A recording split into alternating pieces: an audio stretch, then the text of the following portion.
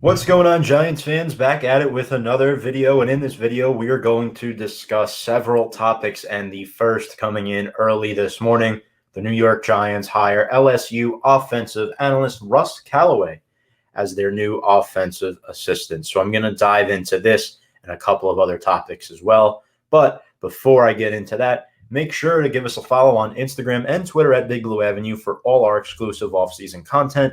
Get updates when we'll be doing our live streams, and subscribe, ring the bell to our YouTube channel at Big Blue Avenue. We're going to be doing a lot of excellent stuff coming up, have some mock drafts, have some good guest interviews coming up as well. So I'm really looking forward to interacting more with you guys and putting out more of these videos. So without further ado, Russ Callaway. Now, this is an excellent addition to the New York Football Giants coaching staff. He previously coached at LSU, where he was a senior offensive analyst on their, of course, the big honcho at LSU, Coach Ed Orgeron. They call him Coach O.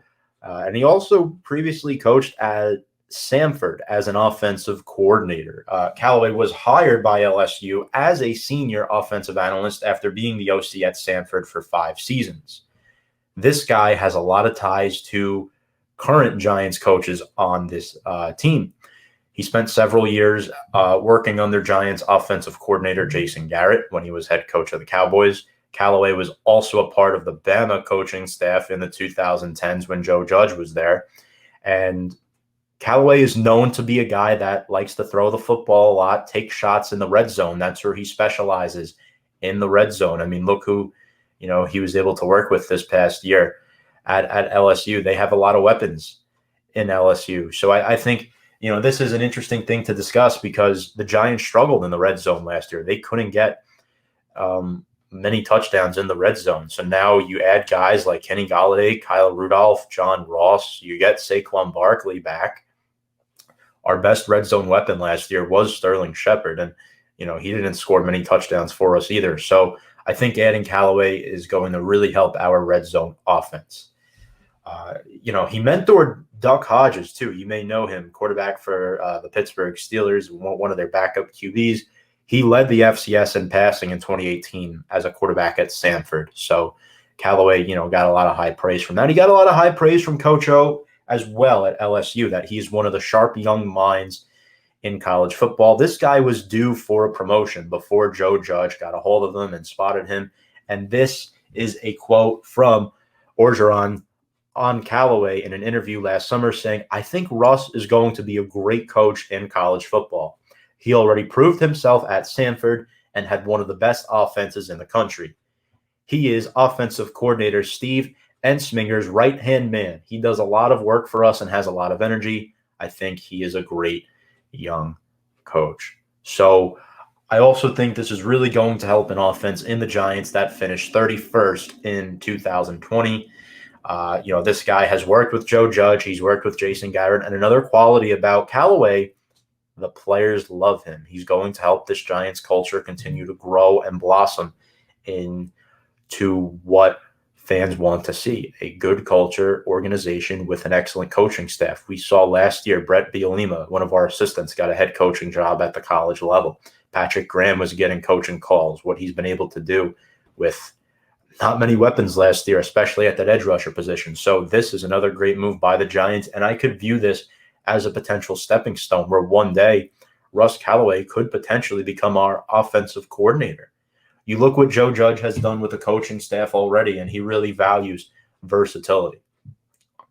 Freddie Kitchens promoted to a senior offensive assistant. He's been a really good addition to this coaching staff. He was good last year as well when Jason Garrett was out with COVID. Freddie Kitchens took some more vertical shots downfield against the Cleveland Browns, his former team that he coached for a year. And then another person, too, Jody Wright, moved from defensive assistant to offensive assistant. So there's a lot of moving pieces here with the Giants coaching staff, but I really like what they've been able to assemble. I think Callaway is very enthusiastic. He's going to do well here in New York. And I think he could be the secret weapon for this Giants offensive coaching staff. So shout out New York Giants. We got a great assistant coach. Now, moving on to the next topic. Daniel Jones, our quarterback, is going to be leading workouts in Arizona this week. He is scheduling an event for throwing sessions with wide receivers and tight ends. They'll spend the week in Arizona. Jones organized this event, as I just mentioned. And to confirm, Kenny Golladay will be in attendance. Some offensive linemen will be joining as well. So I'd imagine guys like Kyle Rudolph, maybe John Ross, and I'm sure guys like Evan Ingram and Sterling Shepard will be there as well. I think this is a great way to develop chemistry with these new guys, especially Golladay, Rudolph, and Ross. I think this is going to benefit them. According to Pro Football Focus, Jones had the 19th most pass attempts last year and the 7th most incompletions that were deemed the fault of the wide receiver. So that is something that definitely can go hand in hand with the pandemic, not being able to have these types of offseason workouts. But Jones is looking to take that next step in year number 3. And, this is why I love Daniel Jones as my quarterback and as a leader, because this is the exact same thing Eli Manning used to do with his wide receivers. There was no offseason for him. He'd always go out there and, he'd work out with his teammates, and that's why his teammates loved him. He did that extra work that other players didn't necessarily want to do. And that's why Eli Manning had such a successful career, and that's why he was a Giant for life. Daniel Jones, fortunate enough to learn under a year with Eli Manning. And, I think that's going to benefit Daniel Jones heading into year 3.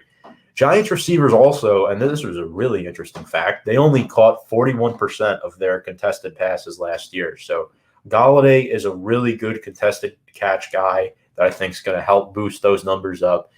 Giants aren't wasting any time. This is why, and again, I'm going to give you my opinion. I know there's a lot of fair arguments that people aren't sold on Daniel Jones yet, and I respect that. I get it. But I'm a guy who is sold on Daniel Jones, and I want him as our quarterback for the long haul. And I think this is a great way to start in year number 3. So great news today for New York Football Giants fans, as we're pretty much in the midst of the draft now. So we're going to be having some mock draft videos coming out soon. But this is excellent. We'll see if they add to this offense in the draft as well. But right now it's looking pretty good. Last topic. There's been rumors. We've added so many free agents in this offseason with connections to guys on our coaching staff. And this one is that Jason McCourty, a player who the Giants have mutual interest with. McCourty and the Giants, have spoken. They've had some dialogue. I don't know if he's been brought in for a visit yet, but McCourty spent the last 3 seasons with the New England Patriots, where he played under Coach Joe Judge for a couple of years. He's a 12-year vet. He is 33 years old, so he is an older player. He was drafted in 2009. He's a former 6th-round pick of the Tennessee Titans. He went to college in Rutgers. A couple fun facts about him. He's a year older than his brother Devin McCourty, who was a 1st-round pick the following year for the Patriots in 2010. So McCourty's been in the league since 2009. He's 5'11". Jason is 196 pounds from Nyack, New York, right down the block from me. So, he's a local guy, and I think, he'd love to come home to New York, play some Giants football. I think if he were to come here, he'd be a backup. He would be a backup corner safety type of position. He'd give us a lot of depth and versatility. You can never have enough secondary players because injuries do happen in the NFL, and these players now want to come to the Giants because of who's here and the coaching staff. Joe Judge has established a great culture in just a bit over 12 months. You have guys like Logan Ryan and Jabril Peppers and James Bradbury in that secondary who are all leaders. Players want to play here because of guys like that. Blake Martinez is another perfect example. So I think this is going to be interesting. Now, I don't know if the Giants go out and get this guy. I don't necessarily think they need a player like Jason McCourty, but it wouldn't necessarily hurt to have him. He was a captain for the Patriots last year when a lot of their defensive players opted out. That is important to note. He played from the Titans from 2009 to 2016, played for the Browns for 1 year, and then for the Patriots. I think the Giants have gone out and they've signed a lot of ex-Titans and Pats players, but in particular on the defense. Logan Ryan is an example, Adoree Jackson, Austin Johnson, just to name a few. So I think the Giants could continue to add to a plethora of defensive guys that have done a nice job for the New York Football Giants, or that are primed to do a really good job for this team. So, I think it'll be interesting because a factor that plays into this too is one of our backup corners who was our CB2 for majority of the year last year, Isaac Yiadom, took around a $1 million pay cut to clear up some more money for the team. So he wants to play for the Giants. He, a guy who I feel comfortable with. If a guy like Adoree Jackson or James Bradbury goes down with an injury, Isaac Yiadom could be a guy to fill in. We have Darnay Holmes as well. This secondary is deep. Guys want to play for the New York Football Giants. So this is all good news as we get in there closer to the draft. But guys, if you like what you hear, make sure you subscribe to our channel at Big Blue Avenue on YouTube. We'd really appreciate it. Follow us on Instagram and Twitter as well for daily updates. But until then, thank you all very much for watching, and I'll catch you all on the next